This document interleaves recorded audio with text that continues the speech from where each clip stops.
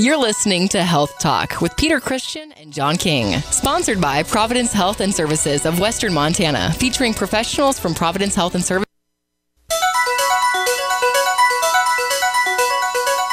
You're listening to Health Talk with Peter Christian and John King, sponsored by Providence Health and Services of Western Montana, featuring professionals from Providence Health and Service with information about topics related to healthcare. Now with today's guest, here's Peter Christian and John King. This is John King. There is no Peter Christian in the studio today. He's out on vacation on a Monday. Believe it or not, he decided not to come to work today, even though it is his favorite day of the week. So we'll have all the fun without him here. Today we have Sally Scott. She's a medical doctor, also a board-certified oncologist at our sponsor, Providence Health and Services of Western Montana. We weren't able to record the first few moments of our conversation with Sally, which is where we typically do the introductions and back and forth. Just to catch you up on things, she's an undergrad from Dartmouth, medical school at the University of Massachusetts, internship at Dartmouth as well, clinical fellowship at Beth Israel Deaconess in Boston, and now she has her board certification in hematology and oncology here at St. Pat's here in Missoula. And she's explaining a little bit about what that process is like to become board certified. Now we'll join in on the show. This year, we were surveyed in order to maintain that accreditation. It happens every 3 years, and people come from those organizations to ensure that we're upholding those regulations. I see. So when it comes to the criteria for accreditation, tell us some of the things they're poking around in the book set. What are they looking at when it comes to getting you accredited? Yeah, so the requirements for accreditation include a number of measures that are felt to demonstrate that a cancer center is providing high-quality, comprehensive care. So, for example, there are a number of clinical measures that we need to follow that are felt to be important for providing evidence-based treatment of cancer patients. An example of that would be when a patient is undergoing curative resection for colon cancer, we need to show that we're removing an adequate number of lymph nodes at the time of surgery to provide accurate staging. Well, so that's pretty particular. They count the number of lymph nodes for a particular procedure. There are a number of specific examples like that of quality measures that we need to uphold. In addition, we need to demonstrate that we're providing multidisciplinary care for patients. So we need to show that we're getting the input of radiation oncologists, surgical oncologists, and medical oncologists as we develop our treatment plans. Oh, wow. So when it comes to the accreditation, what does that mean for just a regular customer coming in the door to the oncology department there? Well, I think from a patient perspective, it would be very reassuring to know that they're receiving care at an accredited center, especially here in Missoula, where we are a relatively rural area. I think a patient would ask the question whether they can receive high-quality care here at home or whether they need to travel to an urban center. And I think accreditation is one way of ensuring that they're getting that high-quality care.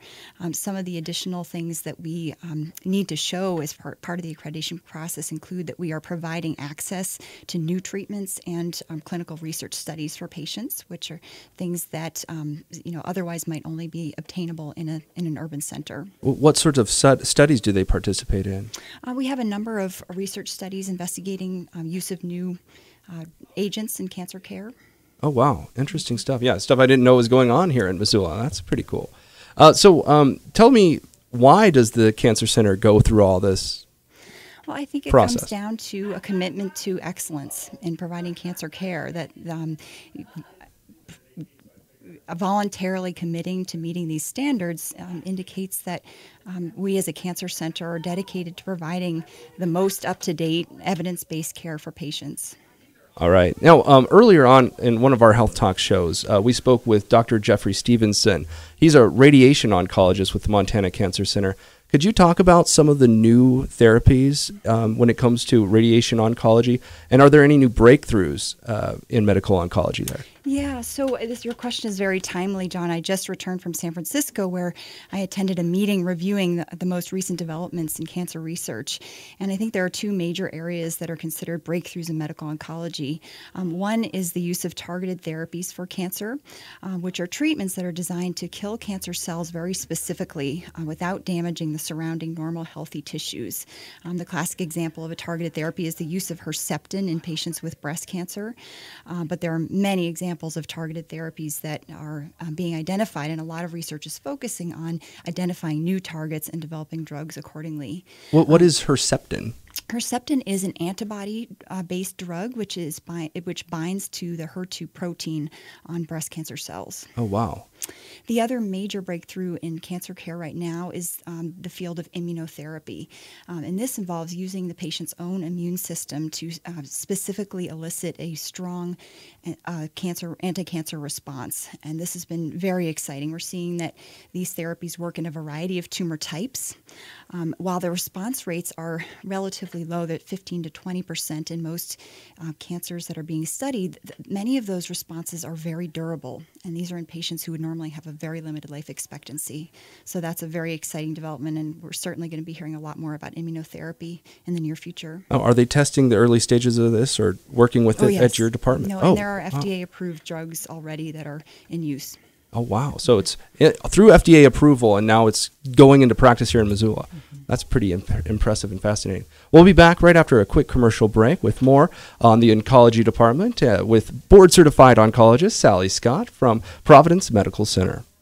Before this message is over, someone's life will have changed and will have changed someone's life. In the span of 30 seconds, someone will come into this world or leave it, be diagnosed with an illness or be cured, have an accident or recover. That's a lot of change, and Providence, Western Montana will have been there. Throughout 140 years, we've grown and transformed our care to meet your needs, and will continue to do so because our mission hasn't changed, to provide the highest quality, compassionate care to all. That's powerful medicine. That's Providence. Today's youth need support more than ever. Many Montana children fail to graduate high school, are placed in higher level care, or have trouble with the law. We promote positive outcomes for families in need with in-home support for parents and children, individual and group therapy, and therapeutic mentor services to communities within 60 miles. Many families don't know help is there. Spread the word and empower Montana's youth and families for a brighter tomorrow. Youth Dynamics Missoula, 728-9672. The sun is always rising at Youth Dynamics.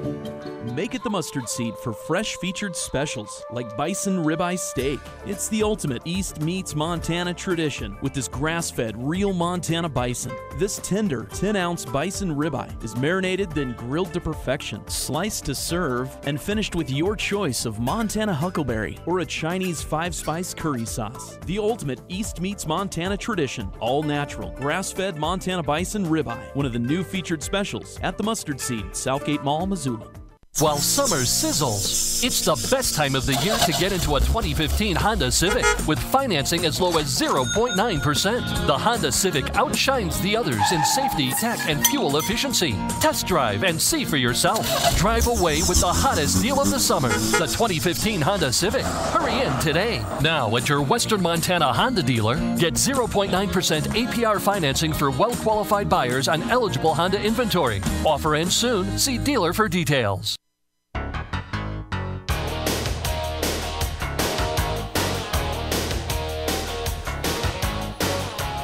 All right, we're back on Talk Back. We're speaking on the Health Talk format of the show right now with Sally Scott, MD. She's a board-certified oncologist, also a mom with 2 kids, which I'm sure keeps you busy. Yes. I tried to go to bed last night at 7, and I usually go to bed at like 11, and because I had to wake up and do the show in the morning with Peter. So sometimes being a parent and having a real job can really be a struggle. I know that it's probably something that pops up in your career from time to time. Anyway, one of the things that I really wanted to go back to, if we could, is the certification process. You had mentioned how specific it was when we were talking about the number of lymph nodes that were being removed. What are some of the other technicalities that they go over when they're looking at an oncology department like the one you work in to make sure that it is able to be certified? Yeah, so in addition to some of those very specific quality measures that we need to meet, the Commission on Cancer and the National Accreditation Program for Breast Centers require a number of other things that are felt to demonstrate that we are providing high quality care. So I also mentioned that we need to show that we are providing multidisciplinary evaluation of patients and that we have access to clinical research studies. In addition, we need to be out in the community working to provide programs for early prevention of cancer. and also for early detection. So, for example, smoking cessation clinics and providing access to patients for mammography and colonoscopy.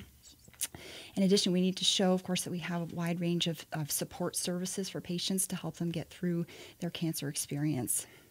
Okay, gotcha. So another important part of this, John, is that we are required to maintain a cancer registry, which is provides ongoing follow-up of patients over time and tracks their outcomes in the long term.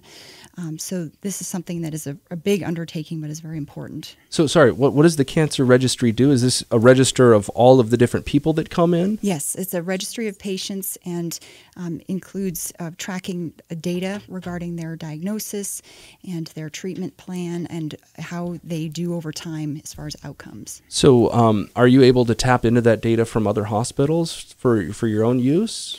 Or is it just something they're doing at like a federal level? This is something that we do have access to. We keep the data in our system, and we do have access to refer to it over time. It's something that we submit to the COC for evaluation. Okay, gotcha. So when the accreditation process actually happens, do like a bunch of black helicopters fly in and people descend from ropes and start raiding the industry and looking at things, or what? How does it work out as far as when the actual accreditation process is getting passed through? So it really involves a visit from a physician who's designated by one of these organizations to come and spend time with us. That we received a visit from Dr. Dillon this year, who came from the COC. He's an oncologic surgeon, and he came to review our cancer center and look at the care we're providing in order to assess us for reaccreditation. Okay, well, go ahead and strap those headphones on because we got a question from Bob. And so we're going to go take that real quick. Hey, Bob, thanks so much for calling in this morning. How are you doing, sir? I'm good. How are you? I'm good. So what's your question, sir? I'd just like to know more a little about pediatric oncology and what St. Pat's is doing in that area. So this Thanks, is a Bob. good question, Bob. And I am an adult oncologist, so I have done no training in pediatrics or pediatric oncology. As far as I understand, most pediatric cancer patients in this area are treated in usually Seattle. This is one of the largest close centers where patients can receive pediatric cancer care. That's not something that we provide in our cancer center because most of us are trained as adult oncologists. Gotcha. So does this cancer center have specialties, things that it focuses on? We actually provide a whole range of cancer care services. So in some practices, different doctors would specialize in one area or another. So for example, one doctor would primarily take over breast cancer care while another might focus on leukemia and lymphoma. In our group, we all are generalists. We all take care of patients with a variety of cancers. Oh, interesting. So do you find that the approach is a little bit different when everybody has a little bit of knowledge on all the different types of cancer? Well, I think it keeps us very broad. You know, it requires that we really keep up to date with all the developments that are happening in research, and but it allows us to you sort of take on anything that comes when people come in and need care. Right. You have to be well schooled in all kinds of things, which I imagine actually has some good cross-pollination interaction with the knowledge that you get from one type of cancer to another. And the way that you might treat a patient and having a little bit of broader scope, because a lot of my interaction with cancer most directly has been with my grandmother, who got cancer 3 times and eventually died from it. But as a kid, I didn't really even realize there were different types of cancer, and that the cancer that my sister-in-law got later on in life was very different and not as threatening as the one that my grandmother had been involved with. It sounds like we have another caller on the line. Let's go to Scott. Hi. All right, Scott, you're on the air. Yeah, I would love it if she could talk a little bit about advances in chemotherapy and the recovery period after people have gone through a treatment of chemotherapy. My understanding from people that actually have gone through it is that the healing process and the recovery process tends to be a little quicker, and so they're just managing it more effectively. I think, Scott, that's very true. From what I understand, I'm a neuro-oncologist, having been in practice for only 5 years. But the stories I've heard from my mentors and from patients who have gone through cancer care earlier suggest that things have improved a great deal. When I was training in Boston, one of my attending physicians would tell me that patients would turn onto Brookline Avenue and they would see the Prudential building and start vomiting in their car because they were so conditioned to have significant nausea and vomiting from their chemotherapy. We now have a number of newer drugs that we use to prevent chemotherapy-induced nausea and vomiting, and I think that's made a very big difference in how people tolerate their treatment. We, instead of seeing people with pink bins in their laps in the chemotherapy suite, we now have volunteers passing out cookies and snacks. So it is a very different world, I think. And as far as recovery time, too, we do have a number of other supportive measures that can help people to get through treatments and recover well. It's still not easy for many folks, but I do think it's come a long way. Wow. Did you have any more questions, Scott? No, thank you. All right. Thanks for your calling in. So, yeah, when it comes to like chemotherapy and radiation therapy, things like this, I mean, are we still seeing like hair falling out? Is that still the norm? And do you think it's going to be that way for quite some time? Well, yes, people do experience alopecia from chemotherapy and radiation from many of the drugs that we use. There are some technologies that are looking at trying to use what we call cold caps to freeze the hair follicle and prevent the delivery of the drug just to that area so that people can maintain their hair. That's something that I don't believe that's been FDA approved yet, but it's something that's in the works. Oh, wow. So they have a way, they freeze your head or at least the hair follicle and keep the hair despite the treatment. That's right. That's amazing. What will they think of next? Looks like we also have another call. This time it's Jim's on the line. Jim, thanks so much for calling in, sir. How you doing? Yeah, sure. I'm just wondering how advanced are you guys getting in the nutrition aspect of fighting cancer? That's a great question, Jim. Thanks for your call. You got Brzezinski out there. You've got the different diets that I've seen that people do to change their pH and that, and I'm just not hearing anything with anybody's new cancer places.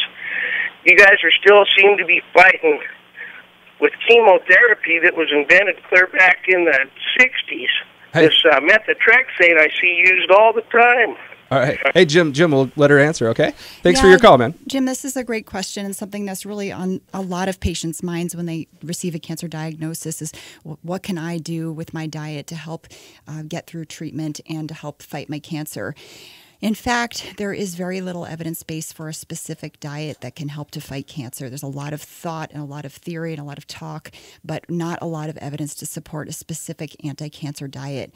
The recommendations of the researchers in this field at this time are really to follow a common sense diet, to eat lean meats and fresh fruits and vegetables and whole grains. And so there isn't a specific cancer diet that is known to help people. We do at our cancer center try to provide nutritional support for people by offering meetings with our dietitian or to help them to follow a good healthy diet and get enough calories when they may not feel like eating. All right. I'm fascinated because we talked about immunotherapy earlier and how you guys were working on that to try to develop the immune system in someone to fight the cancer back.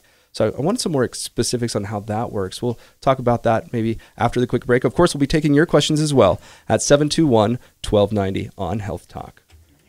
$10,000 or more in outstanding federal student loans? Well, you may qualify to have your entire student loan forgiven with one free call. That's right. If you're a teacher, nurse, police officer, firefighter, or work for a nonprofit, then you may qualify for new federal programs to have your entire student loan forgiven. The Student Loan Council wants to give you free information on all the programs that can help, and the sooner you call, the faster they can help. Get the maximum loan forgiveness, loan reduction, or consolidation available. Plus, find out in the first free call what you qualify for. A loan forgiveness specialist is standing by to answer all of your questions for free. So stop worrying about your student loan payments. If you have more than $10,000 in federal student loans, this information could change your life. Call 800-579-4409. 800-579-4409. Completely wipe out your federal student loan debt. Find out how. 800-579-4409. That's 800-579-4409. McDonald's new Morning Mac. A breakfast sandwich made with a fresh cracked egg, melty cheese, and 2 sausage patties.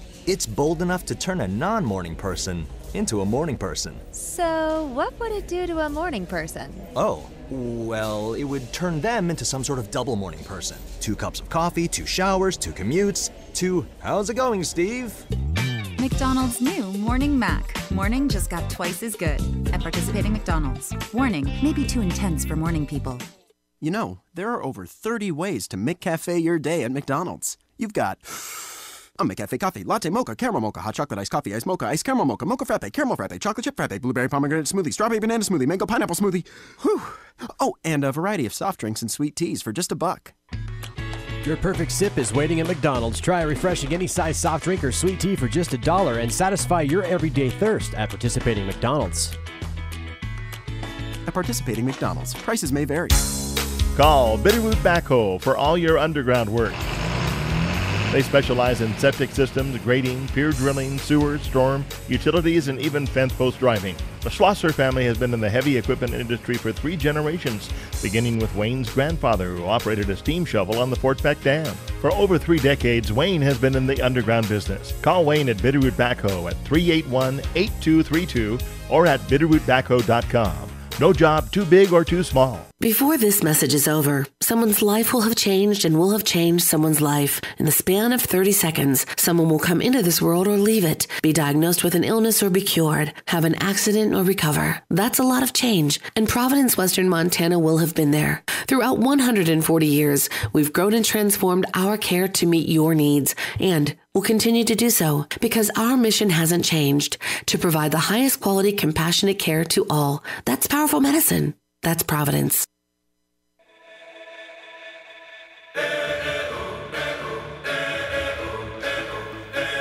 All right, we're back on the Talkback Show, talking with Sally Scott from Providence Medical Center. She's a board-certified oncologist.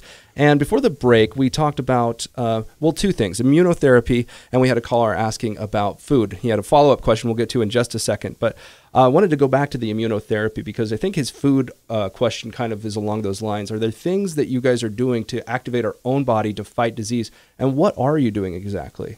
Yes, so this is one of the most exciting areas now in cancer research. We're looking at the ability to turn a patient's own immune system against the cancer. And this is something that is really rapidly developing. Normally, the immune system is involved with fighting infection and responding to other foreign elements in the body. And we have to have checks and balances on that response because otherwise we would all have severe autoimmune disease. So what these therapies are doing is they're allowing, through drugs, allowing us to unleash some of that immune power that's normally sort of held in check and allowing that to really elicit a robust anti-tumor response. Wow, interesting stuff. We had a follow-up question, and it actually has to do with marijuana, something that you're going to be talking about in legislatures all across America, especially after Colorado and Seattle legalized it. But almost every state has some kind of deal with marijuana and healthcare. Is it used at all in the treatment of cancer? Some of my patients do use medical marijuana. This is something that I don't prescribe. I could not verify in a non-FDA approved substance that a patient would be getting a pure substance. So I do not prescribe medical marijuana, but many patients do obtain it and use it and find it very helpful for nausea and to stimulate appetite and sometimes for pain. Okay. I wanted you to talk a little bit about the tumor board. It's something you mentioned briefly earlier. What is it and what does it do? Tumor board is a very important part of the care we provide for patients. This is a meeting every Thursday where we all get together as a cancer care team. We have radiologists, pathologists, surgical oncologists, radiation oncologists, medical oncologists, and a number of our support staff who attend a meeting where we review patient cases. And this is part of that multidisciplinary care that I was telling you we are charged to provide for our patients, that we all need to give input from multiple disciplines in order to develop the best treatment plans. So we would go over a patient's case, look at their pathology under the microscope together up on the screen, and review their radiology images and think together about what's the best treatment plan for the patient. Great. Now, if people want to find out more about the oncology department or the work you do, where should they go? What should they do? So we have a website that people can refer to online, and it's I think Googling Montana Cancer, Montana at Providence.org. Is that? All right, Montana at Providence.org. Thanks so much for your time. It was great having you on. Thank you, John. All right, we'll talk to you again soon.